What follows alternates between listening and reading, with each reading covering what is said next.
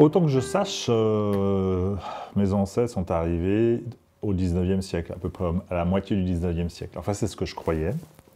Et puis, quand j'ai regardé, il y a quelque temps, le site généalogiegenevoise.ch, j'ai vu qu'il y avait déjà des Mabus en 1830 par là. Alors, je ne sais pas si on est... Enfin, d'après la généalogie, on serait parents avec ces gens-là. Donc, je pense que des gens sont descendus de notre village d'origine qui est Beaumont, au pied du Salève, un peu plus haut dans le Salève, vers le Chable.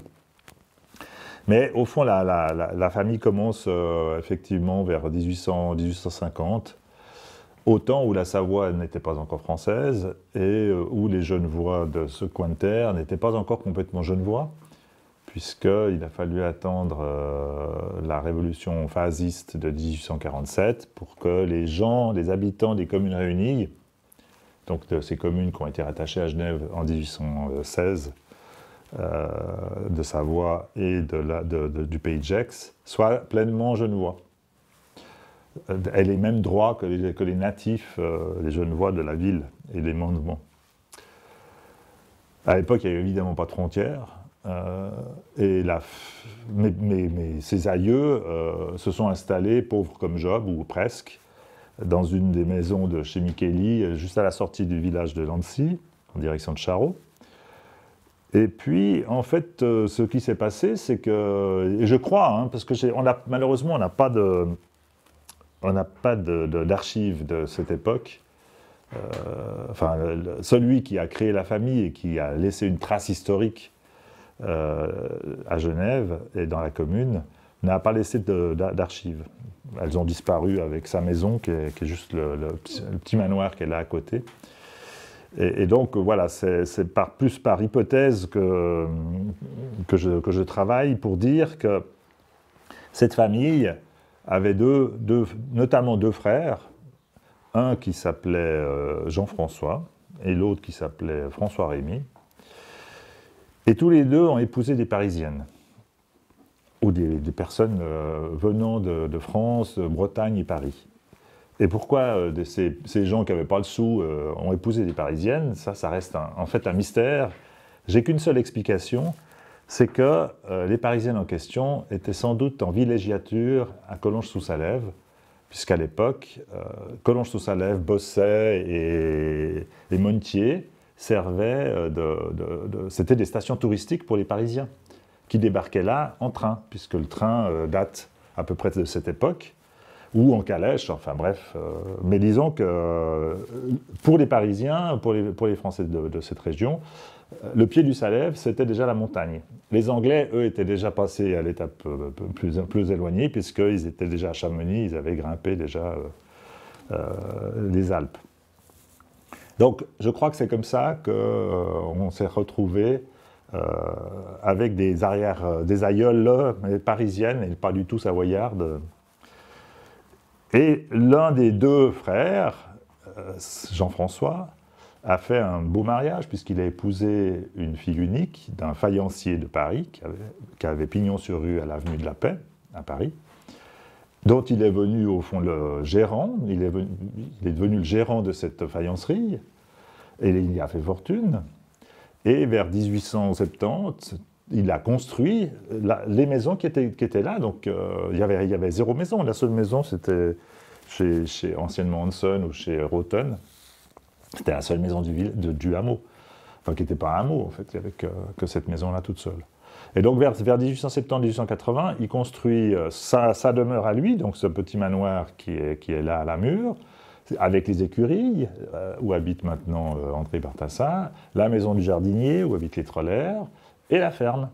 Et la ferme, qui est une ferme typiquement savoyarde de l'époque, assez haute, d'un seul tenant, pour y installer à la fois le fermier côté sud, les vaches dans l'écurie, et puis au-dessus, le foin pour nourrir les vaches. Et il installe dans cette ferme son frère, François-Rémy, qui est mon aïeul direct. Parce que ce Jean-François, qui s'est rapidement fait appeler Jules, parce qu'à l'époque, le prénom de Jules était bien porté, Lui est resté non pas veuf, mais non pas célibataire, mais sans enfant. Et donc, c'est son frère et ensuite son petit-neveu, son neveu, mon grand-père, tant que je ne me trompe pas, oui, c'est mon grand-père, qui a repris la ferme et c'est comme ça que la famille Mabus s'est réinstallée comme agricultrice, au fond. Sans doute qu'à l'origine, nous devions être, comme la plupart des gens d'ici, agriculteurs à Beaumont. Et puis Beaumont, peut-être que c'est un village prolifique. C'est vrai que quand on va à Beaumont, le cimetière est à moitié Mabus. Il y a plusieurs familles Mabus à Beaumont qui ne sont pas parentes, même, l'une avec l'autre, enfin qui sont anciennement parentes, mais un peu comme des Babel par ici, voilà. Et donc, c'est ainsi que les Mabus se sont installés là où nous habitons aujourd'hui, à la Mure. Ensuite, il y a eu... Alors, cet arrière-grand-oncle est devenu... s'est installé là, une fois qu'il a eu fait fortune à Paris, il a vendu, en 1900, il a vendu son commerce à Paris. Il n'a pas fait de très bonnes affaires avec les chemins de fer russes, puisqu'à l'époque, tout le monde investissait dans les chemins de fer russes, mais enfin bref, ça ne l'a pas empêché de s'installer comme gentleman farmer, on va dire.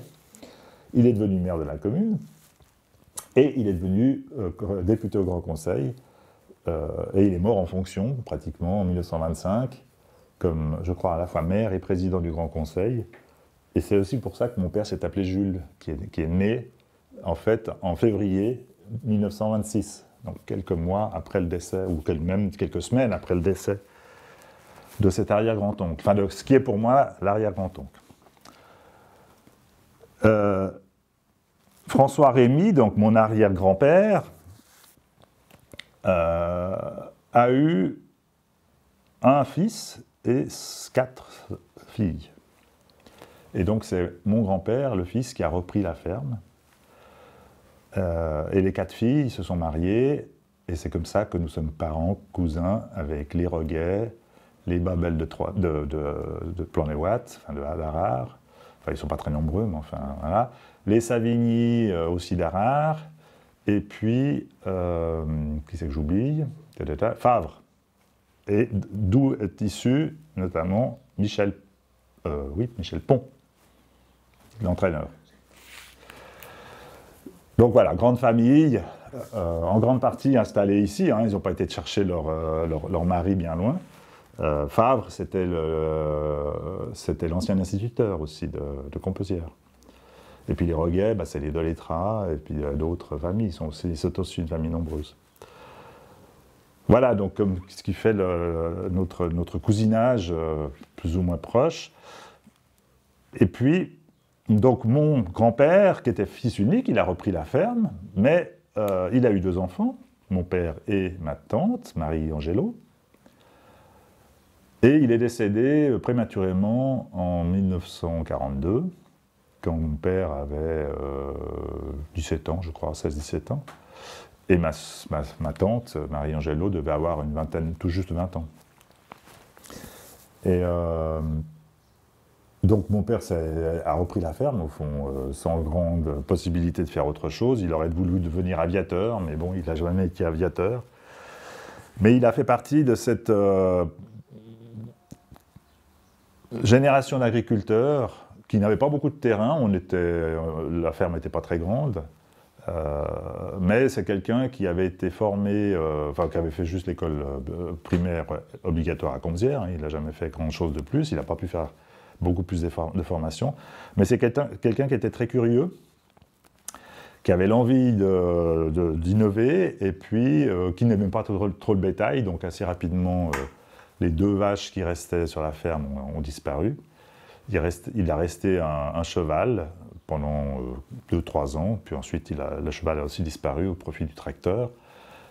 Et la ferme, à l'époque, qui était, comme toutes les fermes, une ferme de polyculture, enfin lui, quand il l'a repris dans les années 40, donc en pleine guerre, c'était une ferme comme toutes ces fermes qu'on voyait d'ici, hein, c'était polyculture, on faisait un peu de tout, aussi bien des fruits que des céréales, du jardinage, enfin du maraîchage, un petit peu de vigne dans la côte vers l'Annecy, et puis du lait, forcément, un peu de viande, des lapins, des cochons, voilà, c'était la ferme traditionnelle. Donc tout ça s'est vite transformé en une ferme essentiellement céréalière, donc il n'y avait plus de bétail. Le dernier cochon a été tué ici dans la cour en 1962, et bouchoyé, c'est-à-dire transformé en viande comestible par mon oncle, qui était Pierre Angelo, qui était boucher de formation. Mais c'est pas lui qui n'était pas tueur, lui, il était juste le charcutier, enfin le boucher et le charcutier. C'était un drôle de métier, un tueur. On ne sait plus ce que c'est aujourd'hui. Moi, j'ai dû être... je me souviens les lapins, évidemment, on les déshabillait comme ça, hein, ou les poules, on leur coupait la tête, et puis des choses qu'on ne voit plus du tout, évidemment, aujourd'hui. Nulle part. Je veux dire, les abattoirs sont complètement fermés, et on ne sait pas comment ça se passe. Il y a encore des endroits, par exemple à Jussy, où en privé ils le font. Hein. Mm-hmm. Mais pas... Oui, alors il y a encore des fermes et des régions à Genève où il y a encore des abattoirs ou des nécessités d'abattre aussi certains animaux pour des raisons d'accidents ou autres. Mais c'est vrai que dans notre commune, ça fait très longtemps qu'il n'y a plus de vaches. Hein. Plus de vaches, plus de bétail. Les derniers, c'est Bourki. Mais c'est vrai que moi, je me souviens encore, pourtant, j'ai pas vieux, hein, mais je me souviens encore d'aller chercher le lait à la laiterie de Lancy, qui est sur la route de Fémé, juste à côté, avant la déchetterie, quand on va sur Charot, hein, à droite, qui sert maintenant de local pour les petits jardins. Et on allait chercher le lait là-bas, on allait couler le lait 2 fois par jour. Il était pesé, il était réfrigéré, et puis quand on avait besoin de lait, on allait chercher avec le bidon de lait. Mais je devais avoir, c'était sans doute avant les années 60, tout juste, ça a dû se fermer à peu près vers la fin des années 50, je pense. Parce que je me souviens aussi que les premiers berlingots triangulaires qu'on allait acheter chez Joie, en fait, qui avait succédé à Ravet, à l'épicerie, qui est toujours là, qui n'a pas changé d'ailleurs, hein. C'est à part le fait qu'on lui a mis un auvent de station-service pas très beau, la maison n'a pas bougé depuis des années. C'est d'ailleurs moi ce qui me frappe à Croix-de-Rozon. Le centre de Croix-de-Rozon, c'est-à-dire la place de Croix-de-Rozon, elle n'a pas bougé d'un iota depuis 60-70 ans, quoi. C'est assez étonnant. Et je pense que ce n'est pas très sain, mais enfin bon, c'est une autre affaire. Bon, j'en reviens à mon père. Donc lui, il a repris l'exploitation, il l'a rapidement transformée en petite exploitation céréalière. Il a été parmi les cofondateurs de ce qu'on a appelé les CETA, c'est-à-dire les Centres d'études techniques agricoles. Tout ça a été motivé par ce qu'on a appelé plus tard, au fond, on ne savait pas à l'époque que ça s'appelait comme ça, mais c'était déjà la Révolution verte, en fait, dans les années 50. C'est-à-dire que sont arrivés les tracteurs, enfin, ils étaient déjà là avant-guerre pour les grandes fermes, mais pour la plupart des autres, c'est après-guerre que ces tracteurs sont arrivés. Des tracteurs qui faisaient 35 chevaux, hein, aujourd'hui, un tracteur normal, il en fait 150 ou 200. Mais c'était déjà une révolution. On n'imagine pas la révolution que c'était d'avoir un tracteur de 35 chevaux.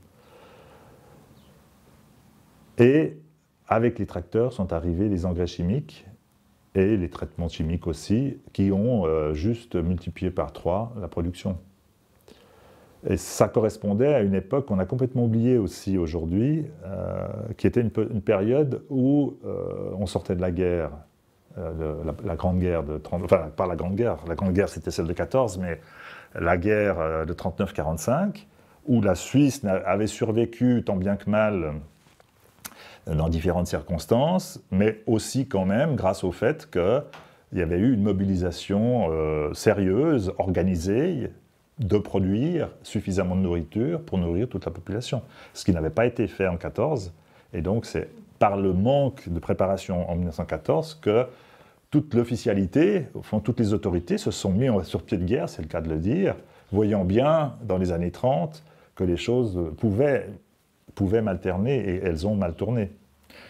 Donc, c'est ce qu'on a appelé le plan Wallen, qui a fait qu'on a produit énormément, beaucoup plus que d'habitude, et qui a fait que la population suisse a grandement évité la disette. Même s'il y a eu des rationnements, il n'y a pas eu de malnutrition ou de... voilà. Et donc, cette idée de produire en quantité, et aussi en qualité, mais surtout en quantité, c'était quelque part dans l'ADN de l'agriculture. À l'époque, on disait « produisez, on s'occupe du reste ». Et l'agriculture, jusque dans les années 89, jusqu'à la chute du mur de Berlin, l'agriculture suisse était une agriculture très soviétique, au sens où les propriétés n'appartenaient pas à l'État, bien sûr, mais la totalité de la production était achetée par l'État, ou presque, ou quasiment, et très encadrée. Et donc, le paysan avait des prix de vente de sa production fixée à l'avance, fixe, c'est-à-dire qu'il n'évoluait pas selon les surproductions, les sous-productions, comme c'est le cas souvent dans la production agricole, qui est très sensible à la météorologie, donc à des années de disette ou à des années grasses, comme nous la raconte la Bible ou d'autres histoires. Tout ça avait été gelé, au fond, grâce à la prise en charge par la Confédération des productions. Et principalement des productions de lait et de viande et de céréales. Donc c'était les 3 productions, et de pommes de terre, on va dire, c'était les 4 éléments principaux de la nourriture. Et donc ces paysans, ils ont accueilli la Révolution verte avec enthousiasme. Quand votre production passe de 20 quintaux à l'hectare de blé, donc 2000 kilos à l'hectare, donc l'hectare c'est en gros un terrain de football, pour simplifier, à 50 voire 60, aujourd'hui on est presque à 80 quintaux, donc on a quadruplé en 2 générations. C'est extraordinaire, je veux dire, vous dites, voilà, c'est arrivé. Et tout ça grâce à quoi? Grâce aux tracteurs, grâce à l'engrais chimique nitrate, qui est en fait un simple dérivé de ce qui servait à faire les bombes, et grâce aux produits chimiques, notamment aux herbicides, qui sont des simples dérivés des agents orange et autres qu'on avait aussi utilisés au Vietnam et autres. Donc, toutes ces évolutions chimiques, elles ont profité aussi, malgré tout. Alors après, aujourd'hui, évidemment, on est tous des empoisonneurs. Alors, sans doute qu'on a empoisonné, sans doute que, comme dans toute situation, on en a trop mis, ça c'est sûr. Mais c'est vrai aussi des médicaments. Dès que les médicaments sont arrivés, les gens ont abusé des médicaments, encore aujourd'hui. C'est vrai de toute nouveauté qui apparaît comme une panacée. On va la surconsommer, jusqu'à ce qu'on se rende compte que peut-être qu'une consommation un peu plus raisonnée soit profitable à tous. Je veux dire, s'il y a des gens qui sont obèses, il y a certainement des gens qui sont obèses par maladie, mais il y a beaucoup de gens qui sont obèses par surconsommation. Voilà, donc c'est la même logique qui a participé à la production agricole et qui, bien avant que la politique s'en mêle, on va dire, s'est rendu compte qu'il y avait des limites à cette surconsommation de produits, d'entrants, comme on disait, d'input, comme on apprenait à l'école polytechnique fédérale où j'ai fait ma formation d'agronome. Donc ces inputs, on a commencé à apprendre à les raisonner. Et d'ailleurs, en France, on ne parle pas d'agriculture intégrée ou d'agriculture bio, on parle d'agriculture raisonnée. Et qu'est-ce que ça veut dire? Ça veut dire que tous ces entrants, tous ces produits qu'on va apporter à l'agriculture, on va les apporter de manière raisonnée, c'est-à-dire de manière aussi économique. Ça ne sert à rien d'en mettre trop. D'ailleurs, vous vous souvenez peut-être d'une époque, il y a encore 20 ou 30 ans, où parfois on voyait des champs de blé couchés, complètement couchés par terre, parce qu'il y avait eu un orage, parce qu'il y avait eu beaucoup trop de pluie, ou il y avait eu des événements météorologiques, des accidents météorologiques, mais qui étaient liés à une suralimentation en azote de ces champs, et donc les tiges qui avaient poussé toutes vertes n'étaient pas assez solides, elles n'avaient pas de structure, et pouf, elles tombaient. Aujourd'hui, on n'en voit plus de champs couchés. Pourquoi? Tout simplement parce que la technologie n'a pas cessé d'avancer, c'est-à-dire qu'on a des variétés de blé plus basses, plus naines, déjà qui sont moins sensibles à l'averse. On a des traitements qui ont permis de lutter contre les champignons qui peuvent frapper selon l'année, selon la météorologie, les cultures. On a aussi des souches de blé plus résistantes naturellement, parce qu'on a sélectionné des blés, je parle des blés, mais c'est vrai aussi pour les maïs, pour les pommes de terre, pour la plupart des productions, hein, qui sont plus résistantes aux maladies. Et puis on a surtout raisonné l'épandage d'azote. On en met beaucoup moins. On en met en dose fractionnée, 5-6 fois dans l'année plutôt que 2 fois. Et donc tout ça a contribué à rendre la culture plus solide, plus saine, et à continuer à produire 4 fois la production qui était ce qu'on faisait traditionnellement avant cette révolution verte. Alors aujourd'hui, on est dans une nouvelle révolution. On verra ce qu'elle nous apportera. Mais je pense qu'il faut se garder des discours un petit peu, un peu excessifs. Si je peux vous donner un autre exemple, qui est quand même aussi frappant, la question des marais. Aujourd'hui, l'idéal, c'est la renaturation des rivières. On l'a fait à grands frais dans la plaine de l'Aire. Il y a un projet dans notre commune pour rétablir le nom du maraîcher qui est sous terre dans les marais de Charroux. On parle des marais de Charroux. Donc il y avait des marais. Plus personne ne s'en souvient.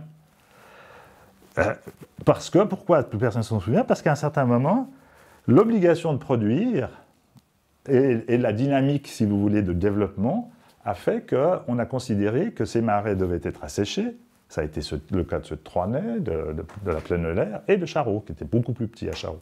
Mais on a enterré le maraîcher. Et maintenant, il y a des propositions pour que ce maraîcher, on le ressorte à l'air libre, et peut-être même qu'on rétablisse les marais, comme on a fait du côté du Foron, où on a décrété que certaines surfaces agricoles pouvaient être inondables, et donc on allait perdre la culture au risque, en raison d'une crue centenaire, eh bien on va laisser se déverser le Foron dans un certain nombre de terrains, on va perdre la culture pour une année, mais voilà, on a fait ce choix-là. C'est un choix de luxe, c'est un choix de gens qui sont complètement nourris, qui n'ont plus peur de mourir de faim. Je ne le juge pas en soi. Hein. Simplement, il faut se souvenir qu'il y a 40 ans, c'était le contraire. Il y a 40 ans, on avait peur de mourir de faim. Donc on a supprimé les marais pour se nourrir. Donc je ne dis pas que les uns ont tort et les autres ont raison, j'en sais rien. Chacun avait sa raison au moment où ça a été fait. Après, il peut y avoir des excès. Alors les excès sont toujours condamnables, sont toujours critiquables. Mais voilà, j'aimerais que dans le débat qui nous occupe aujourd'hui, on ait un petit peu plus de longueur de l'histoire et qu'on se souvienne que chaque génération avait ses raisons. Et il faut pour le moins, disons, les respecter. Après, on peut toujours dire il faut mieux faire différemment aujourd'hui. Ça fait partie du débat. Alors je reviens, je parle un peu long, mais je reviens à mon père. Tu n'avais rien à dire. Non, mais... Oui, mais parce que je parle pas de... Là, je ne parle pas de moi, donc je parle de mon père. Donc lui, il a été un des fondateurs avec... Lui Mon père, oui, mais... Jules Mabut. Voilà. Jules Mabut, donc né en 1926, qui a repris la ferme en 1942, quand il avait 16-17 ans, avec sa mère, Camille Palu, qui, elle, est née à Fémé. Donc, les Palus, ils sont originaires de Savoie aussi, hein, comme toutes ces familles venues là. Peut-être qu'il faut rajouter un petit élément historique. Pourquoi tous les paysans d'ici sont catholiques? À quelques exceptions près. Et les exceptions, je vous en parlerai après. Parce que, et notamment pourquoi les Bartas, qui sont aussi catholiques, officiellement, sont fermiers depuis 3 générations chez les Micheli. Eh bien, ça tient à l'accord, enfin au contrat, au pacte, je cherche le mot exact, je ne l'ai plus, il va venir, signé avec les Savoyards entre Genève et la Savoie en 1754, je crois, ou 7. Traité, voilà. Et dans ce traité, il est stipulé que les Genevois ont le droit de s'installer en terre catholique, donc à Nancy notamment, à condition que les terres continuent d'être exploitées par des fermiers catholiques. Et c'est comme ça qu'une partie des terres continue... alors, dans certains cas, ça n'a pas été suivi, et voilà, l'histoire a fait que... Puis ensuite, il y a des familles qui ont même changé de religion, mais il se trouve que... Ou de parti politique, peu importe, hein, mais il se trouve que la majorité des paysans de l'époque, parce qu'aujourd'hui, il n'y en a plus que Aujourd'hui, il n'y a plus que 2 paysans, en fait. Hein. Il y a Georges Huillot et puis Aurélien Lacrat, pratiquement. Tous les 2 sont catholiques, d'ailleurs. Enfin, officiellement, de naissance. Je ne sais pas quelle est leur pratique, peu importe. Mais voilà, donc cette région est d'extraction catholique parce que savoyarde, hein, rattachée à la Genève protestante, sans qu'on leur demande leur avis en 1815 et 1816, sont devenus des gens complètement intégrés à la vie publique. Et puis, mais je reviens sur l'agriculture. Donc mon père, Jules Mabut, né en 1926, donc, qui a pris le prénom de son grand-oncle à qui nous devons ces bâtiments, est devenu donc agriculteur en 1942, a créé les CETA avec quelques autres paysans dans les années 50, et en partie, c'était dû à une sorte de motivation aussi chrétienne, catholique à l'époque. Les années 50, c'est les années des prêtres ouvriers. Et j'en parle parce que je suis tombé sur ce bouquin-là, ce type que je ne connaissais pas, hein, Franz van der Hof-Boersma. Eh bien, c'est un prêtre paysan qui a été un des fondateurs de Max Havelaar. C'est pour dire que toute cette période d'après-guerre, ça a été vrai aussi chez les protestants. Hein. Les protestants ont eu une sorte de renouveau aussi à cette époque, après la guerre. Il faut imaginer la guerre. Je veux dire, nous, on ne sait pas ce que ça veut dire. Une Europe qui s'entre-déchire, je veux dire, des chrétiens qui s'entretuent. C'est juste apocalyptique. Et dans des proportions industrielles, je veux dire. Bon. Et puis 2 fois dans le même siècle. C'est hors d'imagination aujourd'hui. On se dit, mais comment ça a pu arriver? Est-ce que ça pourrait encore nous arriver? Ça peut encore nous arriver, malheureusement. Mais voilà. Donc, on est dans un monde chrétien qui se prétend humaniste, qui se prétend droit de l'homiste, même si c'était encore pas la mode, hein, qui donne donc des leçons au monde entier. C'est le cas aujourd'hui, peut-être moins le cas à l'époque. À l'époque, on était encore colonialiste. Mais dans le colonialisme, il y avait quand même cette volonté d'élever les peuples barbares, les peuples sauvages, les peuples primitifs, au même niveau que nous. Il n'y avait pas que l'exploitation. Bien sûr, il y avait l'exploitation, mais il y avait aussi un vrai souci d'apporter la santé et l'éducation. Alors, l'éducation de la France ou même de la Suisse. La Suisse n'a pas été colonialiste, mais bon, il ne faut pas rêver, je veux dire. Elle participait de la même logique. Je dis ça pourquoi? Parce que, effectivement, après le second conflit mondial qui a déchiré l'Europe comme jamais, un certain nombre de gens, déjà un peu avant, se sont dit « mais c'est pas possible, on ne peut pas continuer comme ça. On ne peut pas continuer comme ça ». De ce mouvement qui a pris toute la population, qui a été animé par des prêtres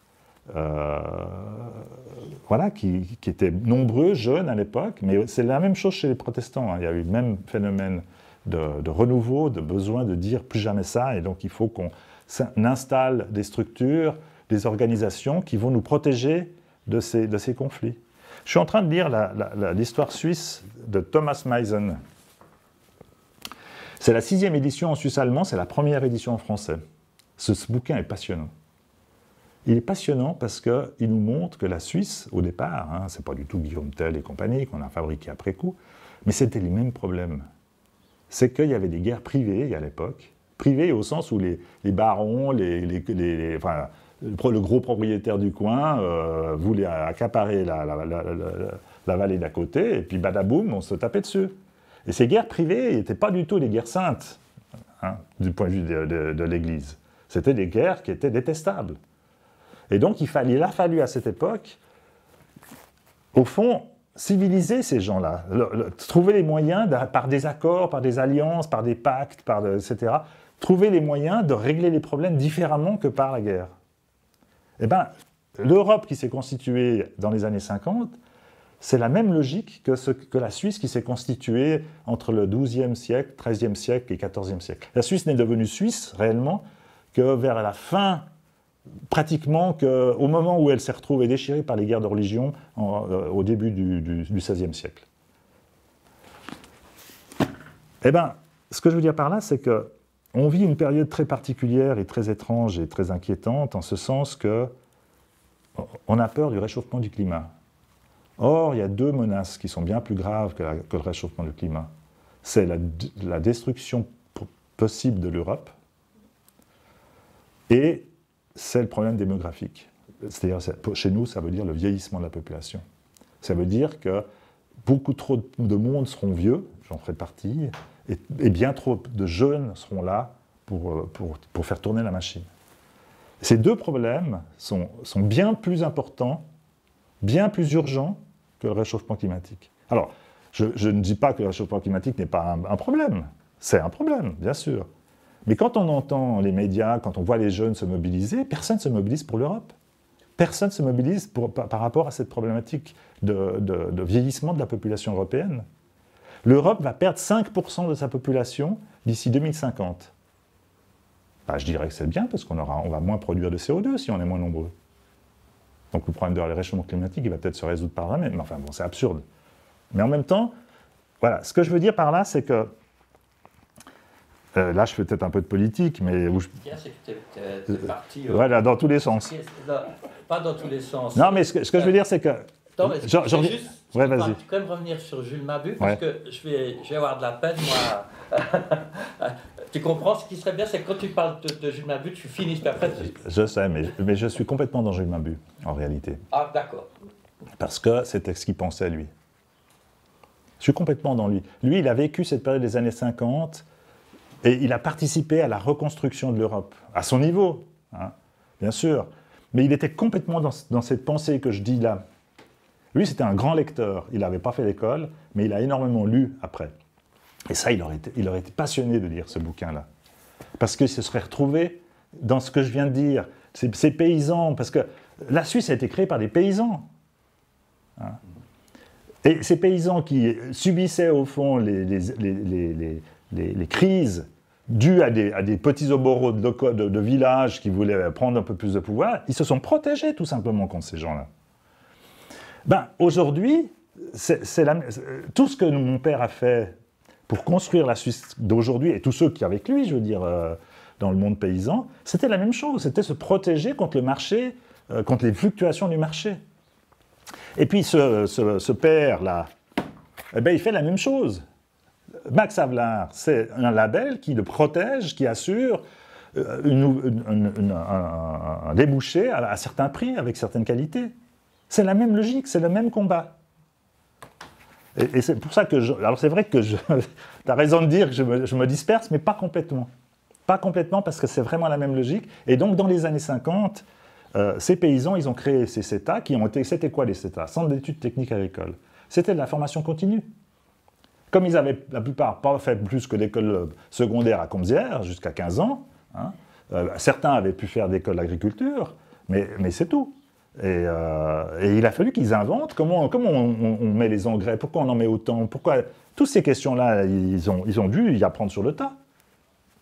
Donc, ils ont accompagné ce développement avec cette structure qui s'est appelée les CETA. Parallèlement, ils se sont investis pour maintenir, développer toute ce qu'on a appelé la politique agricole, de protection aux frontières, de maintien des prix fixes pour le blé, de prise en charge continue par la Confédération et des organisations des produits.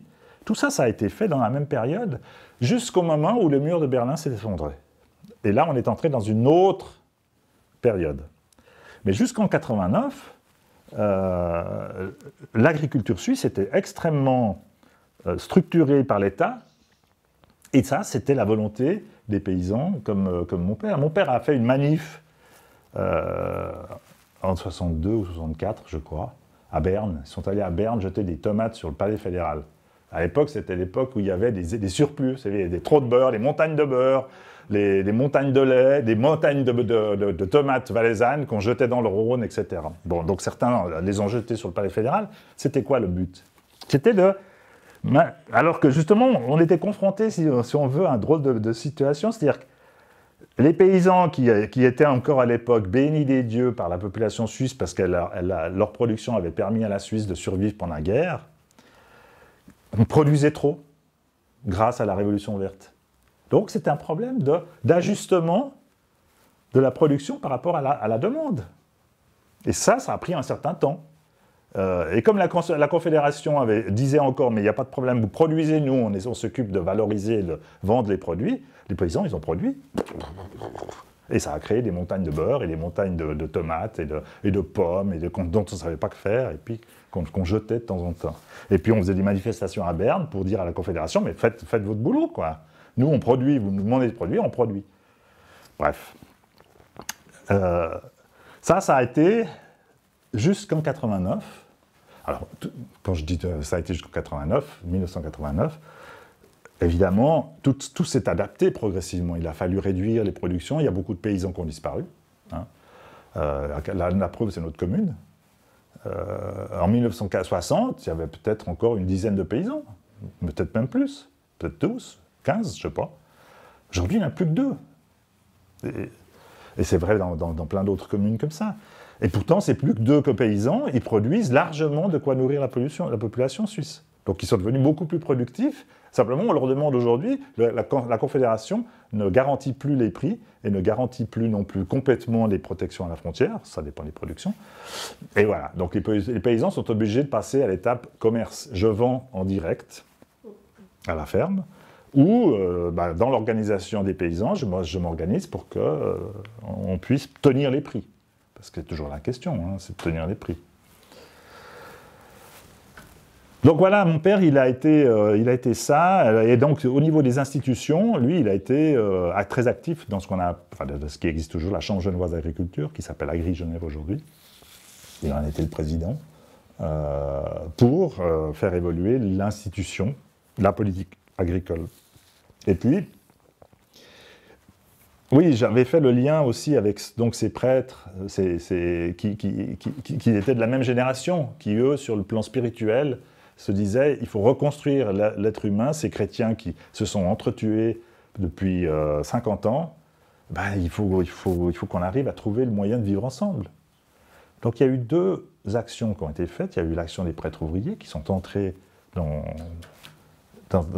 un secteur qui avait renié l'Église, qui avait rejeté l'Église. Il y a eu l'action comment est-ce qu'on les appelait c'est des moines prêcheurs, en fait, qui venaient faire des récollections à Comzières et ailleurs. Pendant 15 jours, ils vous remontaient les pendules. Et puis, hop, mon père était membre de la JOC. La JOC, c'est la Jeunesse ouvrière catholique française. À l'époque, il était très lié aux paysans français. Et donc, c'est grâce à la JOC que les centres d'études techniques agricoles ont été construits. Donc, tout ce mouvement était... Et puis, la troisième chose qui s'est passée à ce moment-là, c'est l'écuménisme. C'est-à-dire qu'on s'est dit aussi, mais c'est pas possible de continuer à s'entretuer entre chrétiens. Même si on a des choses où on n'est pas d'accord, on doit pouvoir arriver à cohabiter. Donc le mouvement œcuménique s'est beaucoup développé à cette époque, et Genève a été, plus ou moins toujours, un centre de l'écuménisme. Même si les religions ont beaucoup disparu, pendant toute cette période, ça a été un élément très fort. Dans la cohésion sociale, dans le vivre ensemble, qu'on dit aujourd'hui. Donc mon père a été actif dans tous ces domaines. Et voilà, donc après, les choses ont évolué. Lui, c'était plus un intellectuel quelque part qu'un paysan. Il s'est bien rendu compte que sa ferme était trop petite pour que...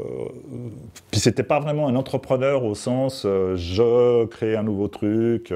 Il l'a fait, mais un peu poussé par un autre paysan de Troisnay qui s'appelait Pierre-Louis Bidot, donc l'oncle du Bidot actuel, qui était beaucoup plus entrepreneur dans l'état d'esprit. Et donc on a eu des petits veaux qui étaient là-dessous pendant quelques années, des petits veaux qu'on nourrissait avec le maïs. Enfin bref, il y a eu des projets comme ça. Lui-même avait planté un verger de pommes. On a même planté, là sur la pente juste en face de nous, un verger de cerises. Voilà, on a quand même à chaque fois essayé d'élargir le panel des productions, mais ce n'était pas son truc. Lui, c'était la politique plutôt, la réflexion, la lecture des grands penseurs, et puis voilà, c'était ça son bonheur et son projet. Et puis quand il est devenu un peu aveugle, il ne pouvait plus lire, il pouvait plus il a décidé qu'il était temps de s'arrêter, donc il s'est arrêté. Donc ça fait 21 ans maintenant qu'il s'est donné la mort.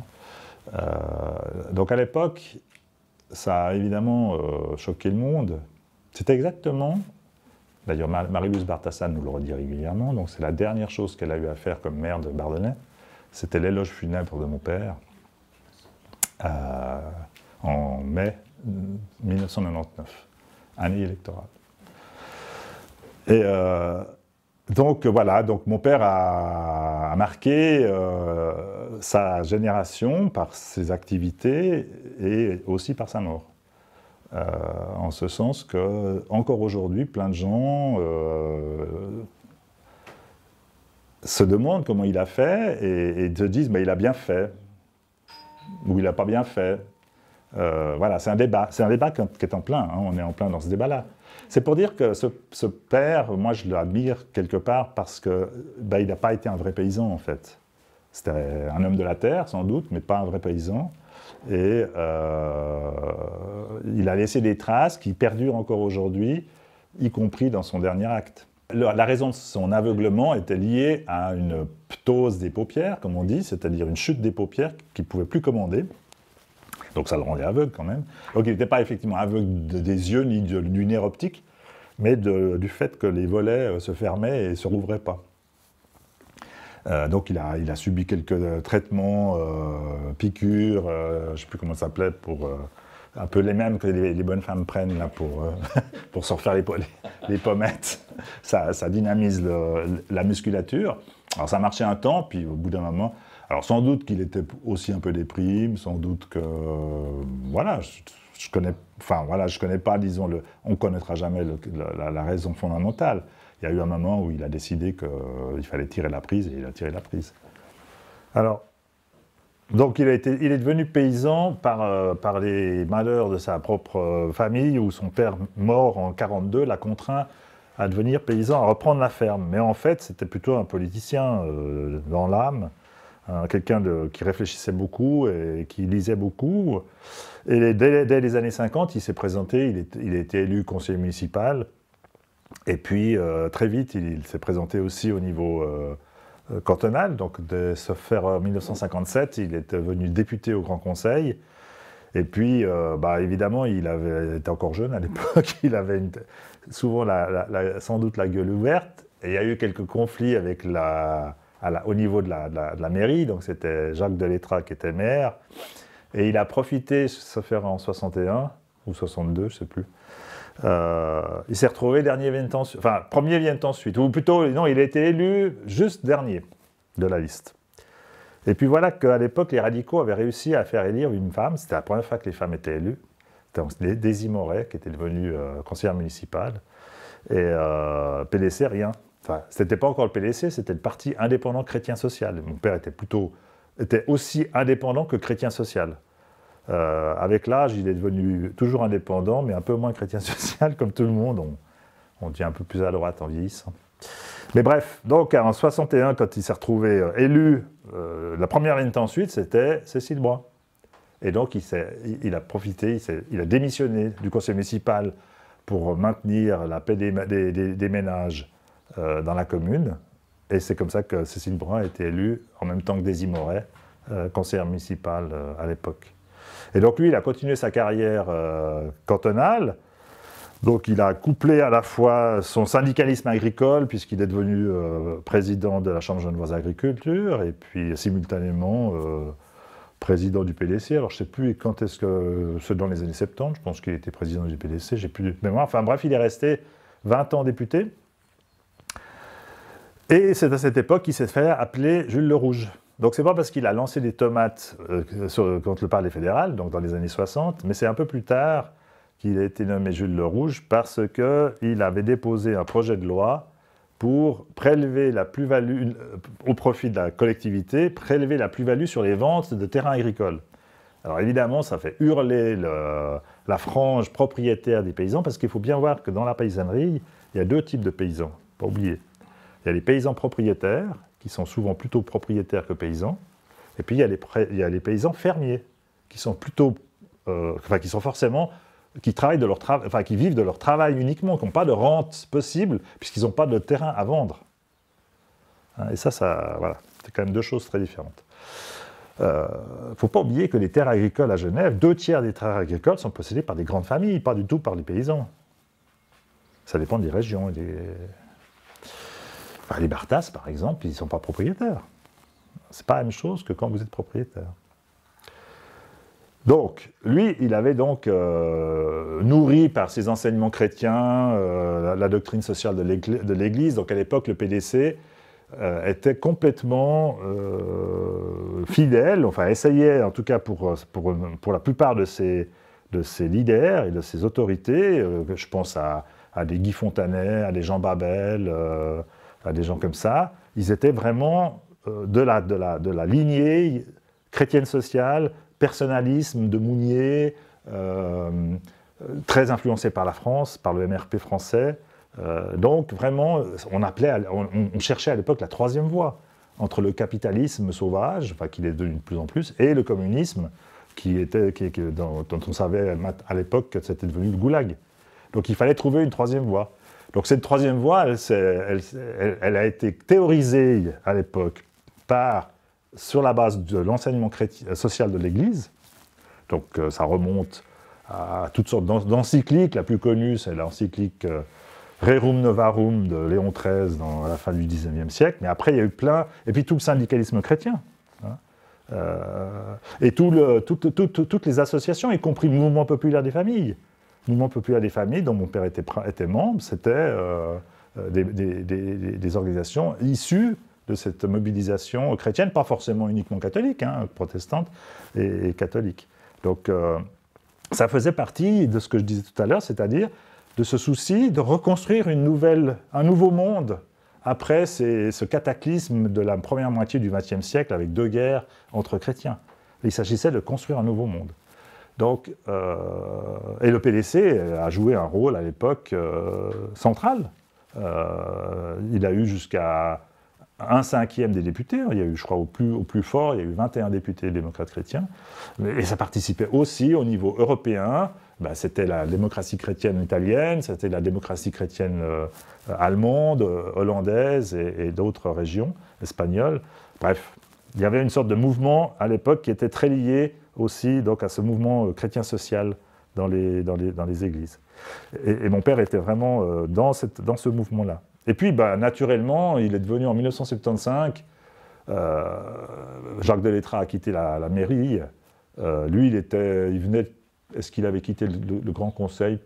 Peut-être pas, ou il était encore député tout juste.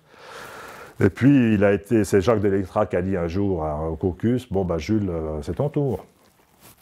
Et c'est comme ça que ça s'est fait. Il s'est fait élire maire 3 fois. À l'époque, je veux dire, c'était simple. Il y avait Parti radical, Parti PDC. Il n'y avait pas des grands projets. Enfin, les grands projets étaient presque déjà en voie de terminaison. En 1977, on inaugure la salle communale. Donc tout était fait. Et à cette période, il y avait eu précédemment un événement dont on fête le 750e anniversaire cette année. Tout le monde l'a oublié. Qu'est-ce qu'on fête cette année, en 2020 ? Quelque chose qui a donné lieu à une formidable fête dans la commune. C'est en 1270 la donation par l'évêque de Genève de l'église, la chapelle sans doute de Composières, aux Chevaliers de Malte. Et donc c'est le début de l'installation des Chevaliers de Malte. Il n'y avait rien sans doute à l'époque. Peut-être une chapelle, on n'en sait rien. Mais en tout cas pas de château, ni rien du tout. Et donc c'est à partir de ce moment-là que la Composières entre dans l'histoire, en fait. C'est la première fois qu'on voit le mot Composières vraiment dans un document officiel. Et donc ça, à l'époque, il y avait une sorte de dynamique, ça c'était encore sous l'époque de la mairie de Jacques Delettra, il y a eu une dynamique qui s'est créée, et ça a été la première fois qu'on a créé une fête populaire, costumée, qui a laissé des traces mémorables dans la tête de beaucoup de gens ici.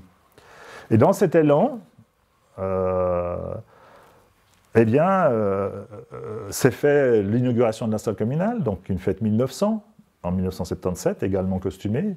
Et puis, toujours dans la même foulée, en 1982, sauf erreur, l'inauguration de l'école rénovée.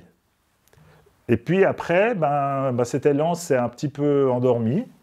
Les gens, voilà, ils avaient fait 3 fêtes. Le monde a changé et cette dynamique ne s'est pas retrouvée, en tout cas autant qu'à cette époque.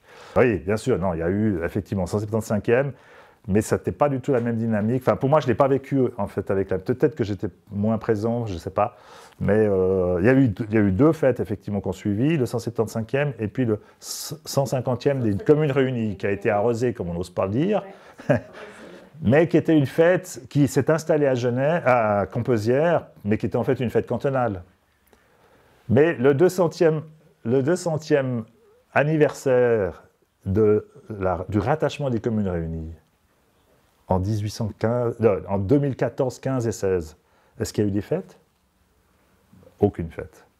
Il y a eu, oui, quelques éléments, on a eu nos petits événements, mais ça n'avait rien à voir avec ces fêtes populaires telles qu'elles ont eu lieu dans les années 80, jusqu'en, effectivement, le 175e, qui était encore un peu dans cette veine-là. Et d'ailleurs, il n'y a pas eu de manifestation non plus cantonale du 200e. Étonnamment, il y a eu une manifestation au 150e, mais pas au 200e. Bref, c'est pour dire que voilà, on est dans un autre monde aujourd'hui, pour toutes sortes de raisons. Donc mon père a été maire de 75 à 12 ans, donc à 87. C'était un autre monde aussi, je veux dire, lui, paysan, il comptait ses sous plus qu'un vieux protestant. Et donc, il a fait, avec les moyens du bord, avec une administration extrêmement limitée. Extrêmement limitée. Qu'est-ce qu'il est resté de sa mairie? Ben, je ne sais rien, en fait. Qu'est-ce qu'il est resté de sa mairie? Au niveau bâtiment, il y a eu des rénovations, des entretiens, mais je ne crois pas qu'il y a eu, je ne me souviens pas tout d'un coup, je réfléchis à haute voix, je ne crois pas qu'il y a eu d'éléments. Lui, au fond, son rêve, enfin sa gestion, c'était que la vie communale se passe de la meilleure manière possible, avec le minimum de dépenses possible. C'était ça son credo, minimum de dépenses possible. Mais par contre, il était très sensible au fait que le règne du binôme PDC radical ne pouvait pas durer. Il était sensible à la fois parce qu'il était très ouvert à toutes sortes d'autres courants, et il se rendait bien compte qu'au niveau du Grand Conseil, des élections du Grand Conseil, bah les gens d'ici, ils ne votaient pas PDC et radical. Ils votaient socialiste, ils votaient Parti du Travail, ils votaient libéral, etc. À l'époque où le PLR n'existait pas encore, il n'est pas encore fusionné. Donc c'est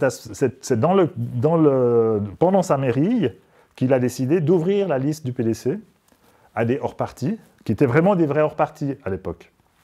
Il n'y avait pas encore Barden Alternative, donc il y a des gens qui se sont lancés, alors certains par convenance, d'autres par conviction, comme hors-parti dans la liste du PDC, et il a toujours défendu l'idée d'un parti, en l'occurrence. Après, cette idée, elle s'est un peu généralisée, puisque le parti PLR, il est aussi plus ouvert, et puis, même s'il y a toujours l'étiquette, et puis que Barden Alternative, c'est aussi une alliance, en fait, entre deux tendances, deux partis pas toujours d'accord.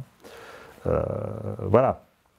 Donc lui, c'était ça, c'était son ouverture, et à l'époque, il avait beaucoup soutenu la construction de la coopérative G à Lancy, ce qui ne lui avait pas valu que des félicitations au sein de la population qui voyait d'un drôle d'œil ces verts urbains débarquer et nous apprendre comment on allait faire la politique. C'était ça, au départ.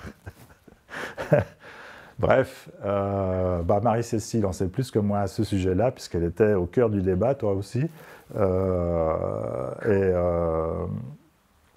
Et voilà, bon, le temps passe. Après, une fois qu'il a quitté et le Grand Conseil et la mairie, il a eu encore, on va dire, des activités de sénateur, au sens où, grâce à la politique et au fait qu'il avait été président de ci, de là, il s'est retrouvé administrateur de la Banque cantonale pendant quelques années.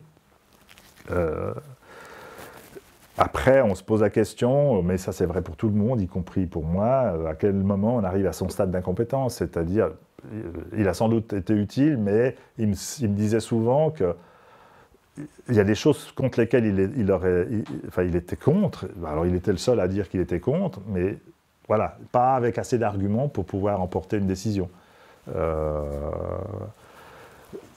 C'est une leçon que moi je tire en ce sens qu'il avait beaucoup de bon sens quelque part, une sorte de ce bon sens paysan comme on dit, matiné d'un peu de pingrerie quasiment, mais au fond, avec le recul, on se dit, c'est pas parce qu'on a... Enfin, aujourd'hui, on voit qu'à Genève, nos politiques sont pas forcément bonnes, pas parce que les gens sont incompétents, mais parce qu'on a trop d'argent, tout simplement. C'est pas une question de compétence des gens, les gens sont compétents, mais quand on a de l'argent, on le dépense. Il suffit de regarder les communes, le budget des communes, hein, le nombre, et de le faire par habitant. Et quand vous divisez le budget des communes par habitant, vous vous demandez, mais pourquoi on dépense 3 fois plus ici qu'à là, dans le même canton? On est à 10 km de distance, c'est juste aberrant. C'est pas dû à la compétence particulière du maire de X, non, c'est parce qu'il a tellement d'argent qu'il dépense. Mais ça, c'est vrai partout, c'est pas vrai seulement en politique, c'est vrai en général. Voilà, et ça c'est un domaine que mon père ne pouvait pas supporter, cette idée de gaspiller l'argent parce qu'on avait de l'argent et que voilà, l'argent est là, donc on le dépense, sans trop réfléchir à l'économie réelle des choses, même parfois à la nécessité de faire certaines choses. C'est peut-être pour ça qu'il n'a pas laissé non plus de bâtiments, parce que ça ne lui paraissait pas nécessaire de laisser une trace à ce niveau-là. Voilà, pour ce qui est de Jules le Rouge. Je devrais dire 2 mots quand même sur Clotilde, ma maman. Oui. Elle est évidemment moins connue parce qu'elle n'a pas fait de politique, mais au fond, si Jules a pu faire de la politique, c'est parce que ma maman lui a permis d'en faire. Déjà un. Parce qu'il n'était quand même pas souvent là, hein, entre le travail agricole et puis le fait de devoir aller dans les commissions, je me souviens très vite, très souvent, il courait après le temps pour se changer, pour descendre. À l'époque, il fallait être cravaté pour assister aux commissions, au Grand Conseil. Maintenant, on peut y aller en jean, donc presque, en tout cas pour les commissions. Bref, donc il a pas mal crapahuté, et donc c'est sa femme qui a élevé ses 4 enfants. Et qui a tenu le ménage. Et puis elle s'est un peu investie dans la paroisse, elle s'est un peu investie dans les femmes paysannes, mais c'est seulement une fois que son mari est décédé qu'elle est devenue peut-être plus visible aussi dans la vie communale. Mais c'est voilà, pour dire qu'elle aussi, elle a dû, au fond, renoncer au métier qu'elle aurait voulu faire. Elle aurait voulu être couturière. Mais à l'époque, elle était la 3e enfant d'une famille de 7 enfants, donc les Jeune-Camp. Elle est donc née à Arard, de la famille Jeune-Camp. Voilà, sa mère lui a dit tu me donnes le coup de main, quoi. Donc elle n'a pas pu poursuivre un apprentissage en couturière, et donc elle est devenue femme au foyer, comme la plupart des femmes à l'époque, dans ces milieux-là. Donc je pense qu'elle a au moins autant de vertus, peut-être plus aussi par le fait de renoncer, d'avoir peut-être dû renoncer. Et puis elle s'est aussi beaucoup occupée de ma grand-mère. À l'époque, ma grand-mère, Camille Mabu, Palu, donc née Palu, elle est morte ici, à 83 ans. Elle n'a pas fait un jour d'EMS, et c'est ma mère qui s'en est occupée. Donc voilà, donc ça n'a pas émergé au produit national brut de l'époque, comme aujourd'hui toute l'activité des bénévoles, des mères de famille ou des pères de famille qui ne sont pas salariés, des proches aidants dont on parle beaucoup, tout ça ne figure pas au produit national brut. J'ai eu beaucoup de chance dans ma vie. D'abord, je suis né en 1954. 1954, c'est la bataille de Dien Bien Phu, c'est-à-dire c'est le début de la fin de la colonisation. C'est aussi le début de la guerre d'Algérie. Évidemment, je m'en souviens pas, je le sais, parce que j'aime l'histoire et que j'ai lu un peu ce qui s'est passé à l'année de ma naissance. Et c'est le début des prêtres ouvriers, enfin c'est en plein prêtre ouvrier, c'est le début de tout ce que j'ai raconté par rapport à mon père. Et donc évidemment, je me suis inscrit un peu dans ses pas à lui. J'ai eu la chance, voilà, de réfléchir, c'est-à-dire, à l'époque, il y avait encore des prix à l'école de Courmesière. Il y avait des promotions, on était soit devant l'école, soit dans l'allée des marronniers à l'époque. Il y avait des marronniers à côté de l'église. Et puis je me souviens de Jacques Delettra, de tout le conseil municipal, en costume-cravate, en plein mois de début juillet. Il faisait une chaleur terrible, enfin sous les marronniers ça allait. Et puis qui appelait les élèves pour recevoir leur prix. Et donc je faisais partie de ceux qui ont reçu des prix. Et je crois à l'époque, sauf erreur, que j'ai été le seul dans ma volée, oui, dans ma volée, parce qu'il y en avait eu d'autres avant, à avoir été en latine, de cycle-d'orientation. Tous les autres étaient entrés en général. Donc, voilà, j'ai suivi un cursus. Ensuite, je suis allé au collège Voltaire. J'étais la première volée à ne pas aller au collège Calvin, puisque c'était à ce moment-là qu'il y a eu plusieurs collèges. Et j'ai suivi mon cursus normalement. Voilà, j'ai bénéficié en fait de mai 68, non pas parce que j'ai participé, j'avais 14 ans en mai 68. Donc j'étais complètement largué, dans un monde quand même encore très catholique, très fermé, très voilà. J'étais gentil garçon, un peu agnant sans doute. Et j'ai bénéficié de mai 68 en ce sens que pendant, je sais pas, les 5-10 ans qui ont suivi, il n'y avait quasiment plus de dictée à l'école. Donc, moi qui n'étais pas terrible en orthographe, j'ai bénéficié de ce laxisme ou de ce libéralisme, je ne sais pas comment il faut le qualifier. J'avais des idées, donc je pouvais faire des dissertations sans trop de difficultés, mais elles étaient souvent truffées d'erreurs. Mon père était encore plus handicapé que moi, puisqu'il était dyslexique. Donc son écriture était vraiment parfois difficile à comprendre en raison de cette peine. Mon frère en a un peu, et mes sœurs aussi en ont un peu hérité. J'ai été moins affecté que de ce handicap, et puis je m'en suis sorti comme ça. Grâce à mai 68, je le dis parce que j'ai jamais été sanctionné pour mes fautes d'orthographe. Et je continue de penser aujourd'hui que l'orthographe tel qu'il continue d'être enseigné coûte une fortune à enseigner l'orthographe. Je veux dire, c'est un gaspillage éhonté. Surtout ça reste quand même quelque chose qui participe de l'exclusion sociale et professionnelle. Quelqu'un qui voilà, peut se voir fermer des carrières parce qu'il est malheureusement handicapé dans l'orthographe. Et je continue de penser que c'est un vrai problème, pas seulement en français, hein, dans toutes les langues. Il y a un phénomène où les clercs, alors je ne sais pas si c'est les clercs qui ont décidé qu'il fallait écrire pharmacie avec un PH et qu'en italien on peut se contenter d'un F, mais ça fait partie de ce genre de problème. Et ça, je trouve insupportable. S'il y a un jour une révolution à faire, elle est plus importante à faire là que dans bien d'autres domaines. Mais je sais que c'est inutile, donc voilà, ça fait partie de mes utopies. donc, fort de ma maturité latine, j'ai donc fait 7 ans de latin, donc une langue morte qui est morte et qui restera morte. Et pour moi, elle est morte, mais bon. Mais enfin, il s'est trouvé que j'étais peut-être pas assez bon en maths ou que je me sentais pas assez en maths. J'aurais peut-être dû faire scientifique. Enfin bref, j'ai fait une maturité latine. Et à ce moment-là, je me suis dit, bon, qu'est-ce que je vais faire? Je ne me voyais pas trop entrer à l'université. Là, il y a eu sans doute un atavisme familial. Mon père était paysan. J'allais choisir la filière la plus proche, au fond, du monde paysan. Et je suis entré à l'école polytechnique fédérale à Zurich pour faire l'agronomie. Alors je me suis très bien plu à Zurich. Comme c'était la seule école suisse, c'était une école bilingue. Enfin, il y avait des profs qui ne parlaient qu'allemand et des profs qui ne parlaient que le français. Mais voilà, on pouvait très bien faire son diplôme sans trop apprendre l'allemand. Ce qui m'est arrivé d'ailleurs, parce que je ne parle toujours pas très bien l'allemand. Je le comprends, mais je suis plus du tout fluent en allemand.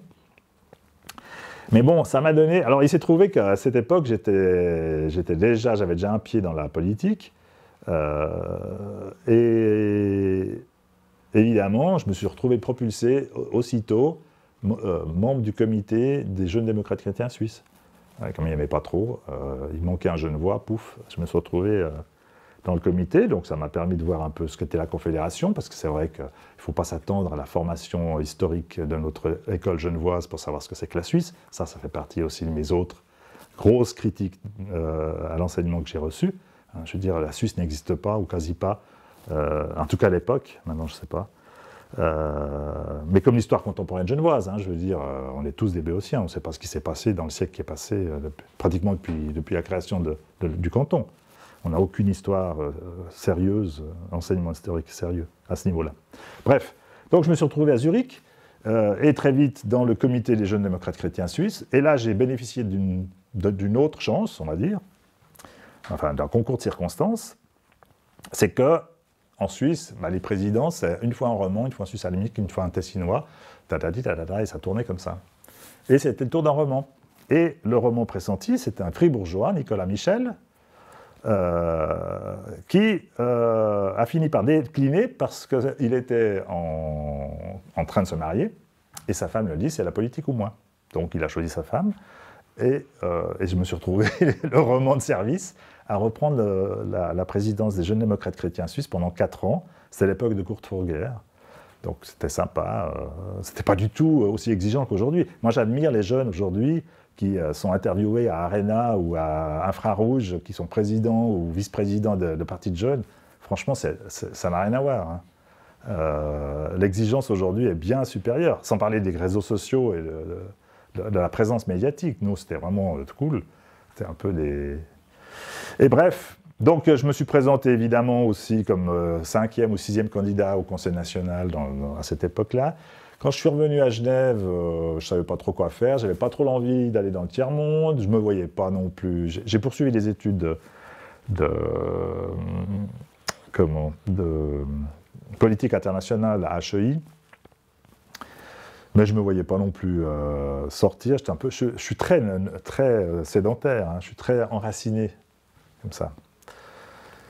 Et donc j'ai fini par rester à Genève et en entrant au fond par une petite porte dans la presse.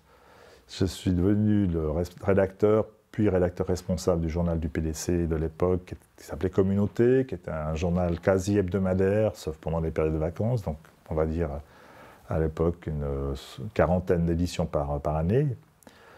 Voilà, et c'est comme ça que j'ai appris mon métier. Et il s'est trouvé que ce journal a été imprimé successivement à la rue de la Colline, c'est la rue de la Colline, où il y avait l'imprimerie Sprint de la Voie ouvrière. Pas de la Voie ouvrière, de la vie sportive, pardon. Et puis ensuite, la vie sportive et l'imprimerie, on était encore au plomb, hein, c'était vraiment comme l'agriculture avant les tracteurs, ou quasi. Après, Communauté a dû chercher un nouvel imprimeur et il est arrivé au Journal de Genève. Et donc, je suis entré au Journal de Genève par Communauté, où j'y étais en fait quelqu'un d'extérieur qui finalisait la mise en page du journal dans l'atelier du Journal de Genève. Et bon, il fallait que je trouve, au bout de mes 2 ans de formation à HEI, je n'ai pas vraiment terminé ma formation par un diplôme, il fallait que je trouve quelque part un point de chute, enfin que j'entre quand même dans la vie active. Donc j'ai un jour répondu à une offre d'emploi du Journal de Genève comme secrétaire de rédaction. Et un peu à ma surprise, j'ai été accepté. C'est le jour où j'ai été qualifié de traître par une députée du PDC que je bien connue quand même, puisqu'elle était maire de Plan-les-Ouates, pour tout dire, parce que j'entrais évidemment dans le cœur du Journal de Genève, enfin du Journal de Genève du Parti libéral. Des banquiers. Mais il faut dire qu'à l'époque, ça m'avait permis à moi de me recentrer. J'étais évidemment, comme jeune, plutôt taxé de chrétien social. Et à Claude Meunier qui m'a engagé. J'étais le dernier à être engagé par Claude Meunier avant qu'il soit lui-même remercié. Ça m'a permis aussi de manifester son indépendance par rapport aux banquiers qui, déjà à l'époque, renflouaient régulièrement le Journal de Genève. Et donc j'ai appris mon métier là-bas, j'étais très heureux, c'était super parce que c'était une petite équipe et on était vite aux manœuvres, hein, parce que le dimanche, il y avait 3 rédacteurs, puis c'était moi comme secrétaire de rédaction qui finalisait le journal. Et voilà, je suis resté au Journal de Genève pendant 6 ans, je crois, quelque chose comme ça, jusqu'à ce que, nouvelle chance, nouvelle opportunité, que je n'avais pas du tout sollicité et qui m'a un peu surpris, parce que je ne connaissais pas la personne qui me sollicitait, c'était Daniel Cornu, qui me téléphone et qui me dit « Vous ne voudriez pas devenir, on ne s'était jamais vu, hein, vous ne voudriez pas devenir chef de la rubrique locale à la Tribune de Genève ?» Je me suis dit à quoi je dois cette soudaine proposition, que j'ai évidemment accepté, parce que je me suis dit, il faut saisir les opportunités quand elles viennent. Donc je suis devenu chef de la locale à la Tribune de Genève, où j'ai vécu pendant, ça c'était dans les années 80, jusqu'à... donc là aussi, les réseaux sociaux n'existaient pas, il y avait les 3 journaux, la Suisse, la Tribune, le Courrier, enfin il y avait 4 journaux et le Journal de Genève, donc il y avait une concurrence au sein de ces médias. Les journalistes étaient tout puissants au sens où aucune communication ne se faisait qu'à travers le journal. Il y avait très peu il y avait des renéotypés, des machins comme ça, mais c'était très faible. Donc la politique, l'information passait à 80% à travers les journaux, la radio et la télévision. Et à l'époque, la radio et la télévision faisaient peu de local. Donc c'était vraiment les journaux sur lesquels était assis l'information locale et l'opinion et le débat. Et c'est à ce moment-là qu'on disait... je crois que ma carrière a été beaucoup déterminée par Françoise Buffat. Françoise Buffat était rédactrice parlementaire au Journal de Genève et on l'avait qualifiée à l'époque de 8e conseiller d'État.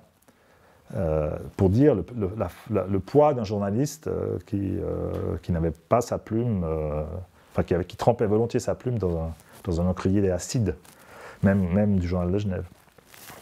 Bon, tout ça est arrivé pour que j'arrive enfin à encore une autre nouvelle opportunité, alors encore plus sidérante et encore plus inattendue, c'est qu'en 1991, ouais, ça doit être 91 ou 91,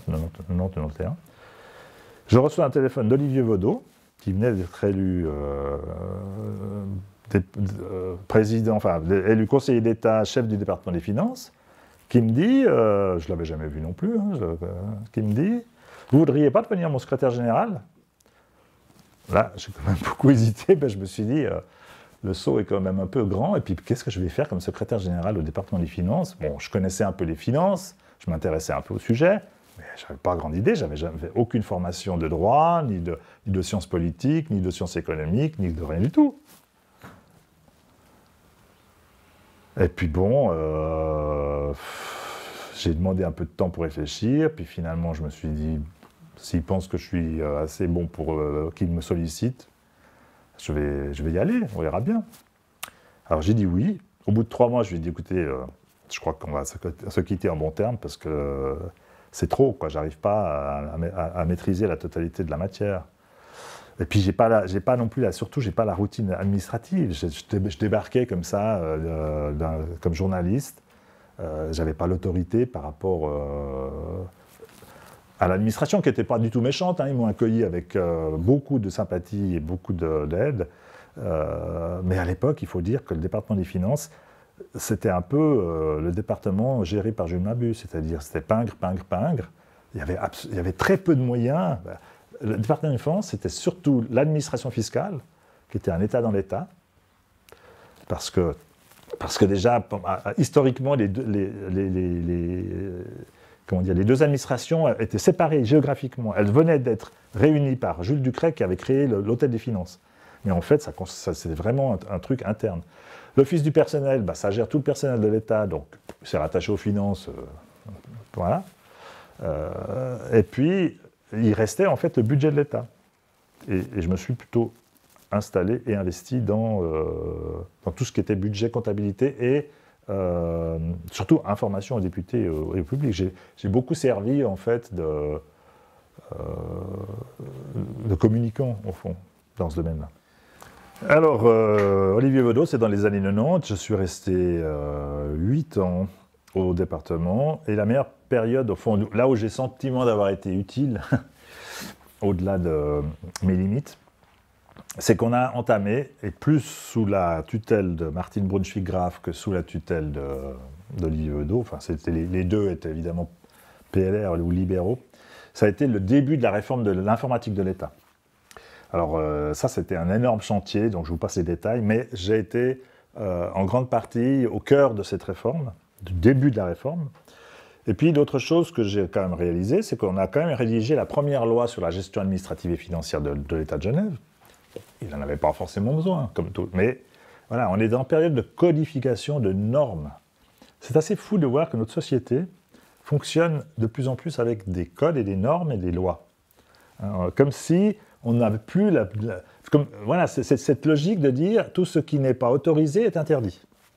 Alors, on est passé de tout ce qui n'est pas interdit est autorisé à tout ce qui n'est pas autorisé est interdit. Et donc, on veut des lois, on veut des normes. Et c'est vrai aussi bien dans le secteur public que dans le secteur privé. secteur privé, c'est à ce moment-là qu'on a vu foisonner les normes ISO, hein, les labellisations. Maintenant, on n'a pas une seule activité qui ne soit pas labellisée, que ce soit biocompatible, réchauffement climatique, sécurité, énormément sécurité. Tout est normalisé.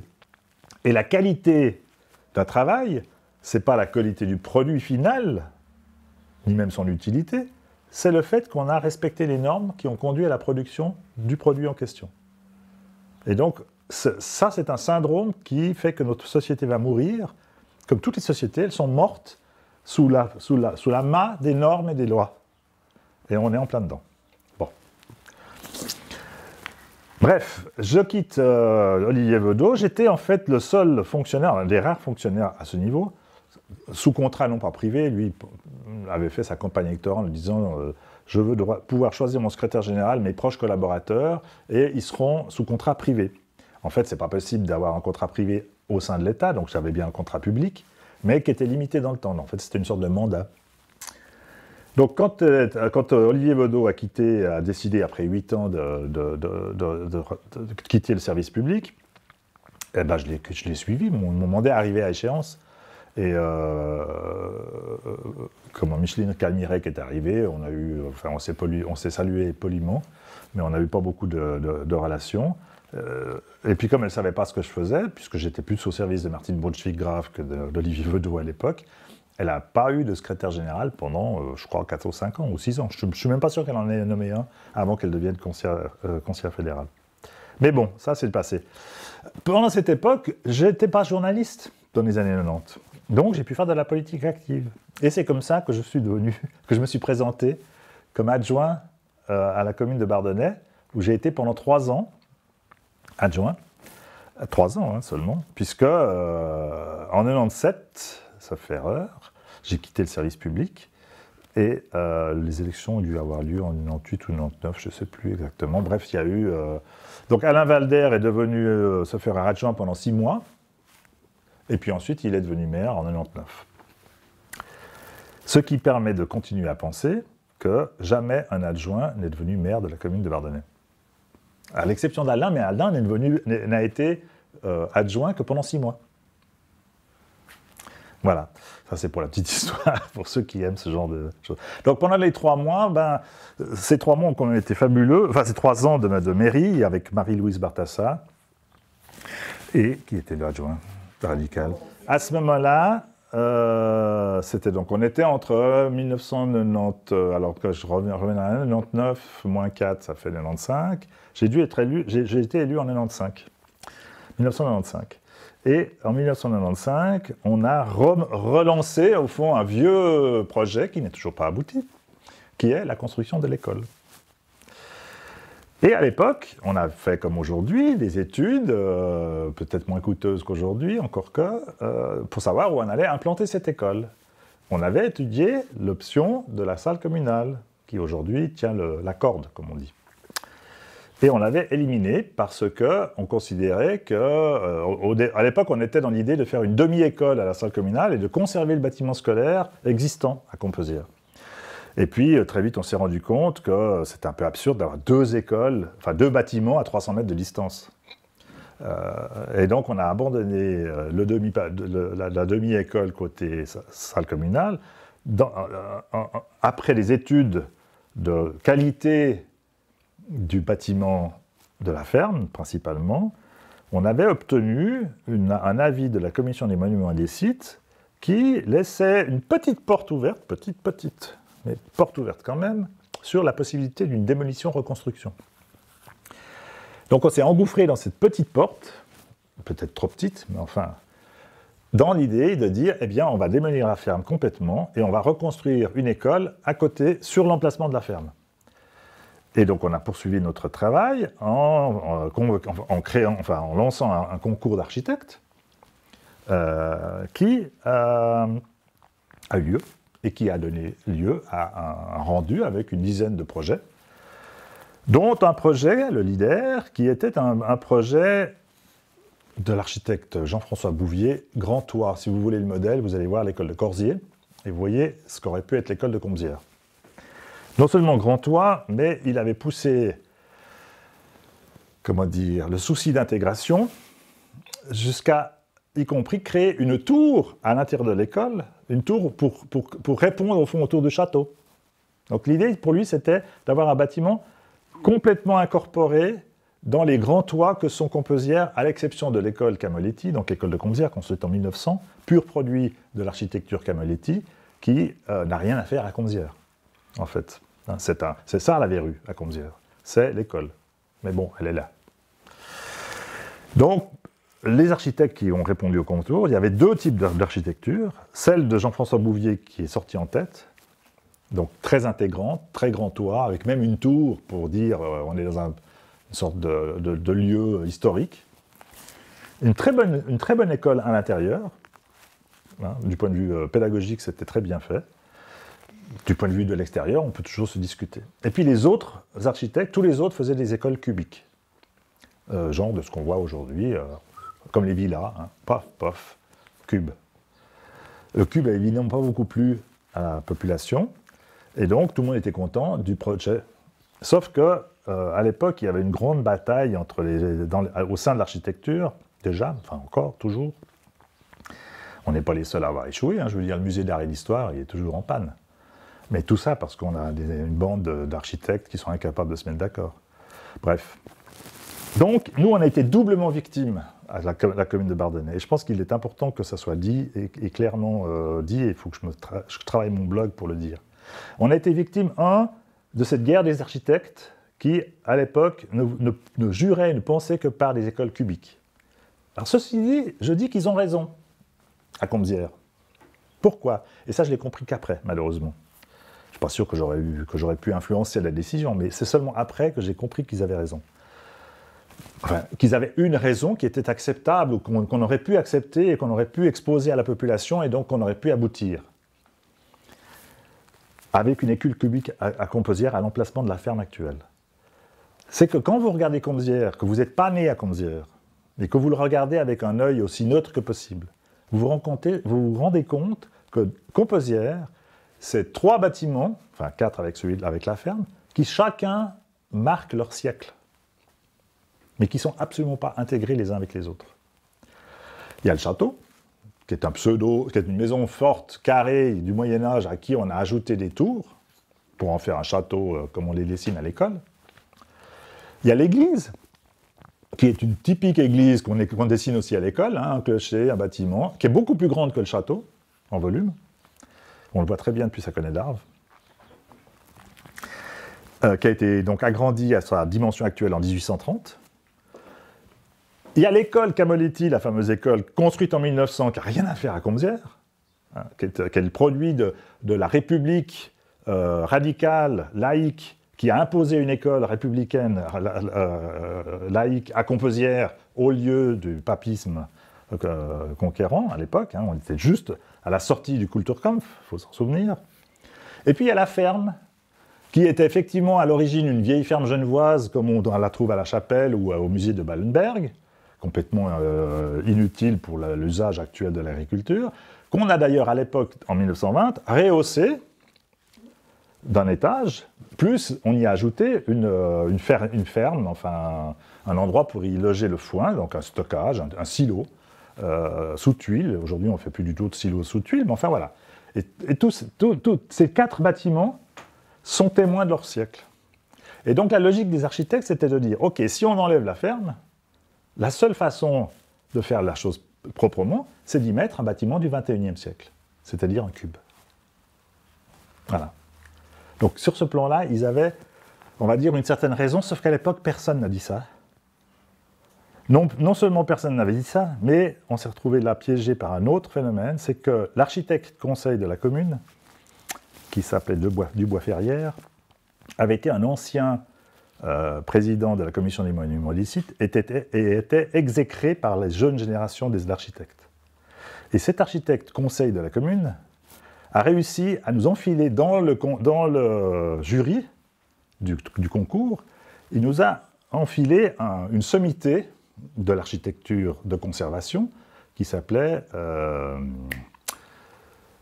voilà, son mot vient de m'échapper, je vous le redonnerai, qui s'appelait Giancarlo Di Carlo. Giancarlo Di Carlo. Émérite architecte italien qui avait rénové un bled de la campagne, ou je ne sais plus de quelle région, enfin bref, qui était pour les architectes un exemple, tellement exemple qu'on l'a retrouvé, moi je l'ai tout surpris, il y a 3 ans, on est allé à Paris, au Palais Beaubourg. Eh bien, ces maquettes à Giancarlo Di Carlo de la rénovation de cette ville, elle est au musée de Beaubourg à Paris, pour dire l'importance de cet homme, qui venait la même année du concours de l'architecte à Bardonnay, était fait docteur honoris causa de l'Université de Genève. J'ai dit, une sommité pareille, c'est extraordinaire. En réalité, c'était un piège. Parce que ce type-là, évidemment, il était favorable au projet Bouvier, un projet d'intégration complète. On ne voyait pas la modernité sous les toits. Voilà, ça correspondait au fond à l'image principale, à la ferme, quelque part, telle qu'on l'a aujourd'hui. Et ça a déplu totalement à nos jeunes architectes cubistes qui ont dit, nous vivants, ça ne se fera pas. Et donc, ils ont trouvé le biais. Et là aussi, on a été victime d'un règlement de compte, cette fois cantonal, pour ne pas dire national. C'est qu'à l'époque, les conseillers d'État de Genève, mais des autres cantons, appliquaient de manière, on va dire, un peu laxiste, la loi sur l'aménagement du territoire. En ce sens que, lorsqu'il s'agissait de construire une école, un bâtiment public, et qu'on était en zone agricole, mon Dieu, c'était pas si grave. Personne n'allait s'opposer à une école, surtout à Comzières. Donc, comme on disait autrefois, quant à la zone, on va la toiletter en cours de route. La toiletter, sous-entendu, on va déclasser en zone d'utilité publique une zone agricole. Et donc, personne n'a trouvé rien à redire. C'est Grobet donc, qui a fait cette proposition à Malou. Malou a dit, il n'y a pas de problème, c'est un conseiller d'État qui n'était pas le moindre, qui nous fait cette proposition. Nous, on dit, OK. Malheureusement, c'est ce prétexte-là que les architectes ont utilisé en disant, mais attendez, vous ne pouvez pas demander une autorisation de démolir la ferme alors qu'on est en zone agricole. Recours, on est monté au tribunal fédéral qui a dit, effectivement, vous avez mis la charrue devant les bœufs. Et tout s'est effondré. On a perdu 1 million de francs et on est revenu à la case départ. Voilà pour l'histoire de Comzières. Et on y est encore, pour des raisons que je peux évoquer, mais qui ne sont pas l'objet de cette interview, mais qu'il faudra quand même un peu expliciter aux gens, alors qu'on va élire une nouvelle autorité. Après, comment est-ce qu'on a géré, ça c'est l'époque Valder, comment est-ce qu'on a géré cet échec? Lui, il a mis un trait sur l'histoire ancienne, et il a redémarré sur un tout autre concept. Voilà, là on peut en discuter. Okay. Moi, je continue de penser que, enfin, je pense, et même encore aujourd'hui, je pense qu'on devrait reprendre le projet d'origine, puisque c'est déclassé maintenant, et puis arrêter de faire une école en plein milieu de la Cambrousse. Surtout qu'on ne sait pas ce qu'on va devenir. Ni on fait une école, sciemment, c'est le discours actuel, on ne nous dit pas et on ne sait pas ce qu'on va faire de la ferme. Hein. Donc elle va rester en friche pendant encore 10-15 ans. Et puis l'école, on va faire un bâtiment entier, l'école, on va faire 8 ou 12 classes du côté de la salle communale. Donc on va vider l'école Camoletti actuellement, on va en faire quoi de cette école Camoletti? On va y remettre des logements, comme c'était le cas sur la moitié de la hauteur? Absurde. Mais bon, ça c'est un autre débat, enfin qui est le débat actuel, mais qui n'est pas l'objet de...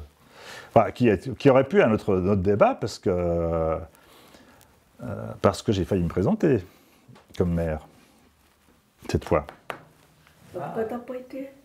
Parce que plein de raisons, mais pour dire les raisons objectives, c'est qu'on n'a jamais raison tout seul, que j'avais pas l'envie de contester la mairie à une femme,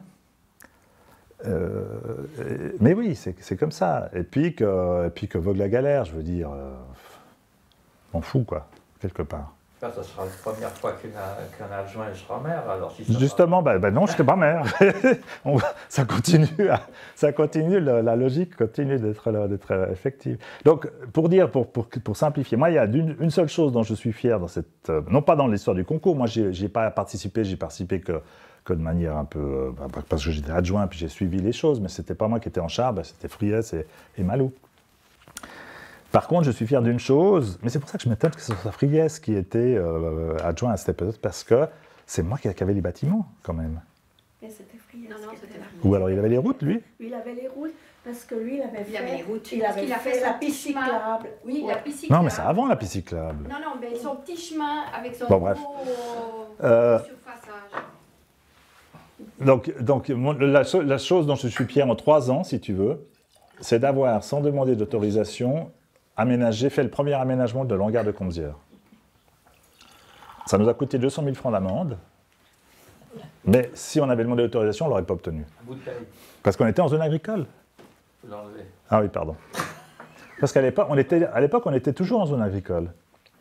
Donc on a fait des rénovations, enfin les premières rénovations, donc, après il y a eu une deuxième rénovation avec l'aménagement des cuisines et puis le sol qui a été un petit peu... Mais nous on a refait le toit et les poutres, on a changé un certain nombre de poutres principales qui avaient été abîmées par le fumier qui était au sol. Et donc ça a permis une première appropriation du site par les gens. Voilà, donc ça j'en suis un peu fier, mais bon, modestement fier, il ne faut pas exagérer, quoi. En 3 ans, c'est la seule chose que j'ai fait d'aplomb, on va dire.